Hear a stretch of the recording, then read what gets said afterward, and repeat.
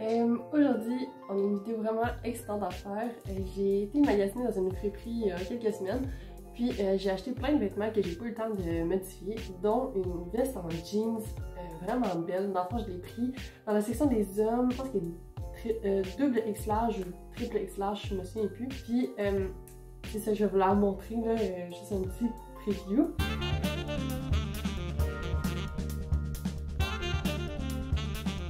Puis c'est ça, elle est vraiment baggy, je pense qu'elle est super belle comme ça, je pourrais la mettre avec une ceinture, la mettre avec des collants en dessous, ou la mettre juste comme ça directement en robe, ou l'utiliser vraiment comme une veste avec un beau outfit en dessous. Mais j'ai vu un autre tutoriel sur modifier des chemises, puis je me suis dit que ça serait vraiment nice pour cette veste-là en particulier, parce que d'habitude c'est fait sur des vestes blanches. Puis en plus, ce qui est le fun avec ce tutoriel-là que j'ai vu, c'est que la couture se défait, fait que si jamais je veux retourner à la chemise loose baggy comme ça, j'ai juste à défaire les coutures que j'ai faites.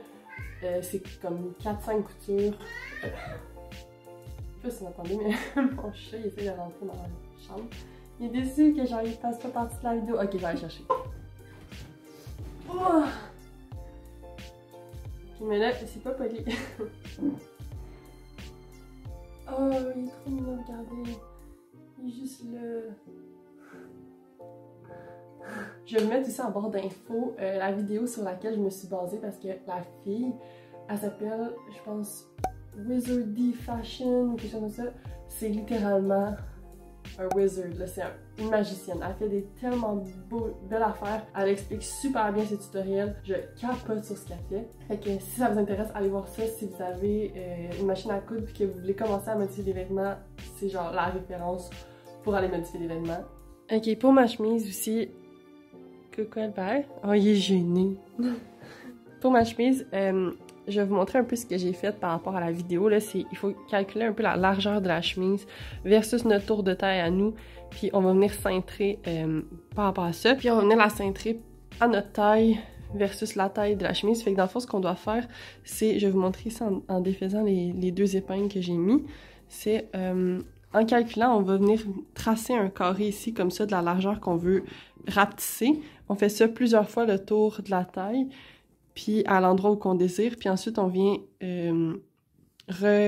coudre ici les deux côtés un à un. Ça vient faire en sorte que ce bout de tissu-là va être retiré de la largeur de la taille, puis faire cintrer un peu plus la chemise. Mais on fait ça à plusieurs endroits pour que ça soit symétrique, puis réparti un peu partout autour. Albert! Fait comme vous voyez ici... Oups. Albert! Ow!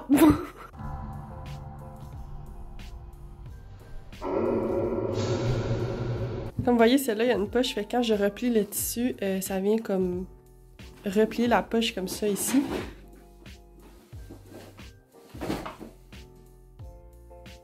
Fait que ça, j'aime pas ça. Fait que je vais venir enlever carrément. Je vais découdre ici tout le tour de la poche. Puis je vais vous montrer ensuite qu'est-ce que ça donne quand je vais avoir cousu chaque petit embout comme ça pour venir fermer le gap.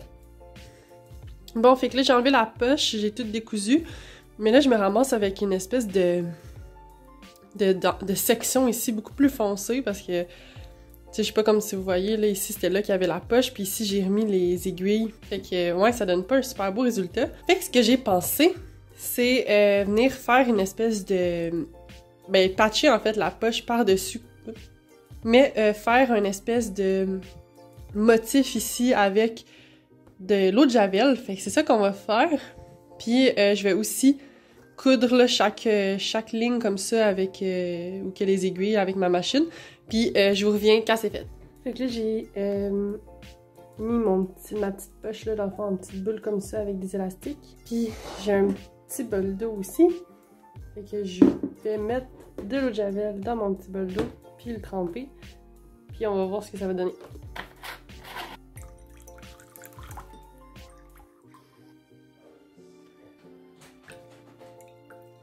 Fait que je vais le laisser attendre comme ça quelques heures, puis après je vais le rincer et on va voir le résultat. Sur la douche, mais là, je pense que ça fait assez longtemps que ça traîne, puis ça semble avoir parlé un peu. Fait qu'on va le rincer, on va voir ce que ça donne, puis si c'est pas assez pâle, ben je vais faire une deuxième passe. Bon, fait que ça a clairement pas assez détaché à part dans le coin là. Fait que je vais faire une autre passe, puis je pense que je vais juste mettre du bleach direct dessus, fait que ça va être plus intense. Bon, fait comme vous pouvez voir, ça a un peu fonctionné, mais vraiment trop pâle à mon goût. Fait que... Allô? Fait que je vais le refaire, mais avec de l'eau de javel pure. Puis pas trop longtemps, parce que je veux pas que ça devienne tout blanc. Fait que ça ressemble à ça, ce que j'ai fait. J'ai pas vraiment suivi un pattern en particulier. Je vais venir l'installer, le coudre, puis vous montrer le résultat final.